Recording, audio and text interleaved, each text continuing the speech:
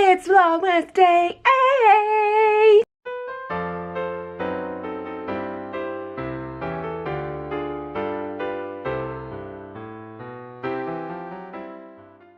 Before I do anything to my hair, I just had to show how it looks.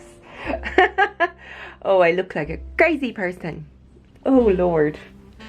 Let's calm her right down. I figured out why I thought I looked like Linda Beltry yesterday. It's the red.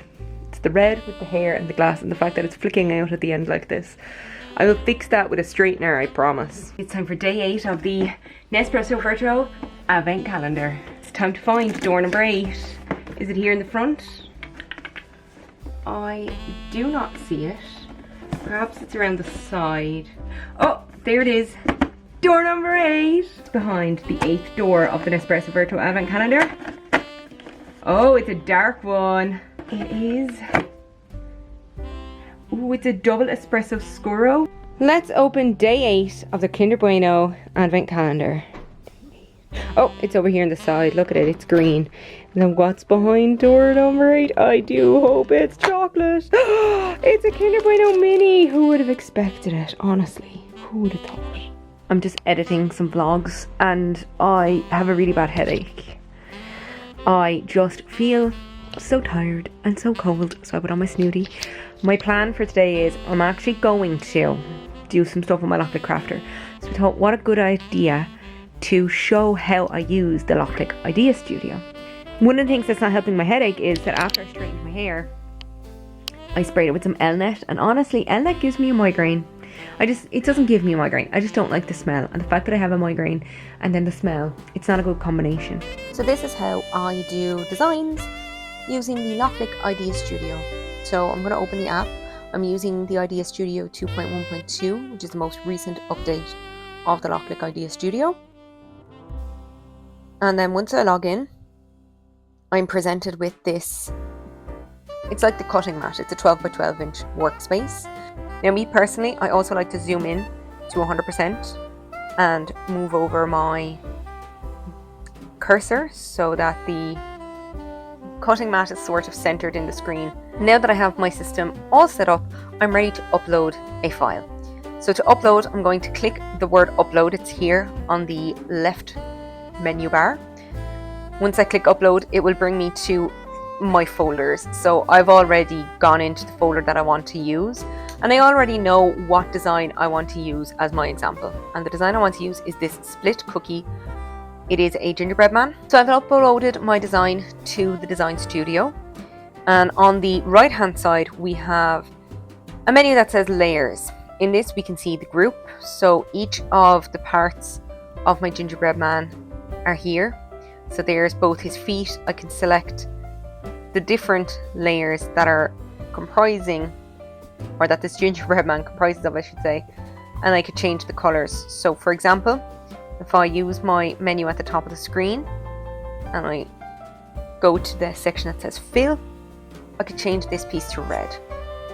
So within this group, I may want to check the legs. So I would select all of the layers for the legs by right clicking on my mouse and using the control button.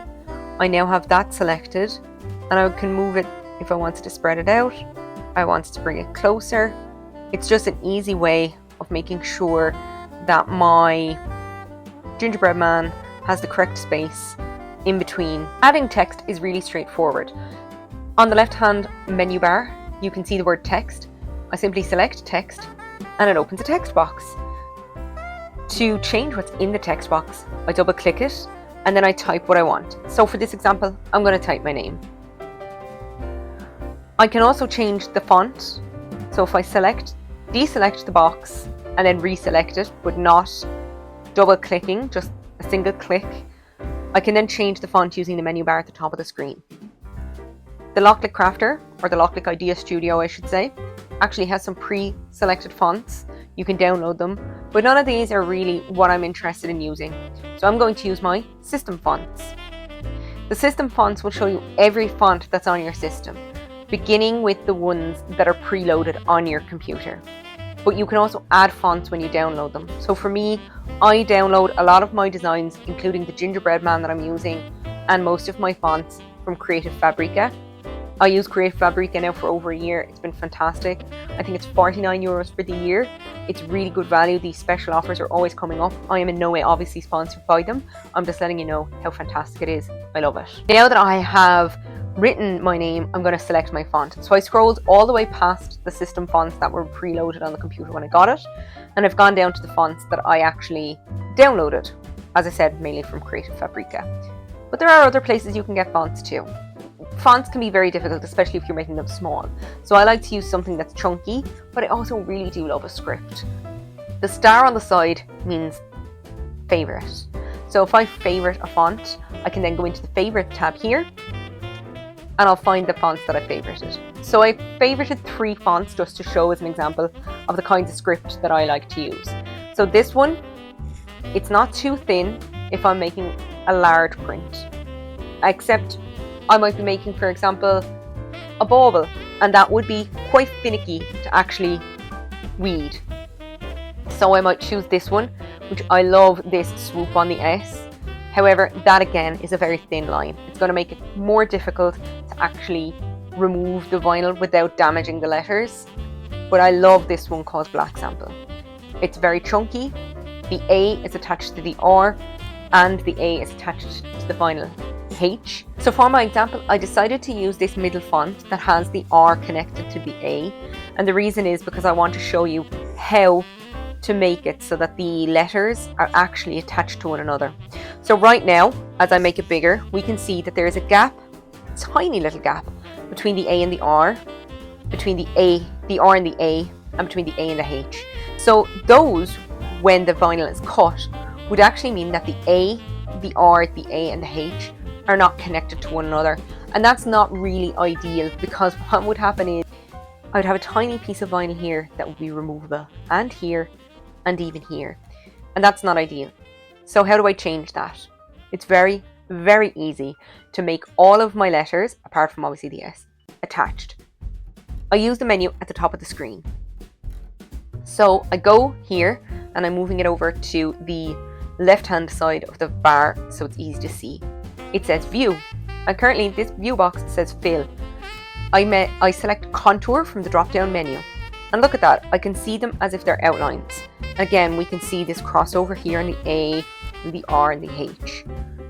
In order to make it so that those crossovers are removed, I go to this section which says Combine, and that's right in the middle of my menu bar right now. From Combine, as long as I have my text layer selected, I will click Subtract Crossover. And suddenly, those little pieces are gone. If I go back up to View and go to Fill, the white marks between my letters are gone. So now I've made my name smaller again, and I want to fit it in the middle of the gingerbread man gap. But obviously, I would have to kind of guess whether or not this piece is centered. But there's again a very easy way to make sure that my alignment is correct before I send my project over to my crafting machine. In order to do that, I'm going to select all of my layers. So I'm going to click anywhere on the cutting mat and just drag my box up over all of my layers. So this now means that my group, which is the gingerbread man, both the top and the bottom and the legs and the hands, plus my name, are all selected. In order to align them, I hit the align from the top of the menu. I want to align these horizontally. Now I know that my name will be, if I'm cutting it out, exactly dead in line with the rest of it. There's equidistance between all of the letters and the ends of the gingerbread man. And then I can center vertically.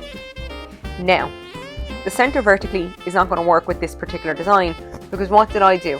I moved the gingerbread man's legs down. So I would manually move my Sarah by deselecting all of my layers, selecting just the Sarah, and I can either use the down arrow and move it slowly down on using the down arrow on my keyboard, or obviously I can move it using the mouse. Final step in creating anything using the Loklik crafter is of course to send it to my Loklik crafter to cut. In order to do this, there is a make button at the top of the right hand side of the screen above the layers. I cannot click it right now because I have nothing selected. In order to use my Loklik crafter, I need to select all of the layers that I want to cut. In this instance, I would want to cut everything because I'm just going to use one colour vinyl. I would select all of my layers and I would click make, and it sends it over to my cutting mat. The first thing I need to do is obviously connect my device. In order to actually cut the design, I'm going to select cut. I will then select the type of cut it is. This will be a standard cut.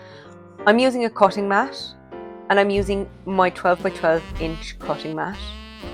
From here then I have 3 layers. So I would select all layers and then I'm going to select my type of material. There's lots of options. In this instance, I'm just going to click glossy permanent vinyl paper carrier because I'm using paper carrier vinyl. It has a default set of cutting force, so that is the force, the speed, and how many passes it takes. Or I can customize this. So automatically the system is telling me, well, if it's glossy permanent vinyl and it's on a paper carrier, using my 40-degree blade, I would need a 3.5 for the force, a 5 for the speed, and a 1 for the passes. Because I'm using a cursive with some thin lines, I'm going to reduce my speed to 2 because I want that to be precise. So I'm going to add to task, but wait a minute, it's not within the red lines of my cutting mat. So I'm going to select my design, and I'm just going to make sure that it's within those red lines. And finally, I'm going to add to task. Once I have loaded my vinyl onto my cutting mat and inserted that into my Loklik crafter, I'm going to click start. That will then tell the machine, well, I want to cut my design, and it will start cutting almost immediately. And that, my friends, is how we use our Loklik Idea Studio to make designs using our Loklik crafter. It's almost midnight, so it's time to go to sleep. One of my nails broke. Can you tell which one? Is it the one that's way shorter than the rest, maybe? The actual nail underneath it didn't break though, it was just my extension, so at least that's good. But anyhow, it's almost midnight, so it's time to end this vlog. So if you enjoyed this video, please give it a thumbs up, maybe share it, subscribe if you want to see more of my face. And if you want to follow me on any of my socials, my details are in the link in the doobly-doo down below. I will also include a link to Creative Fabrica if you were inspired by my Loklik Idea Studio stuff, then you can maybe sign up for it if you'd like. But anyhow, that is it for me today. TTFN.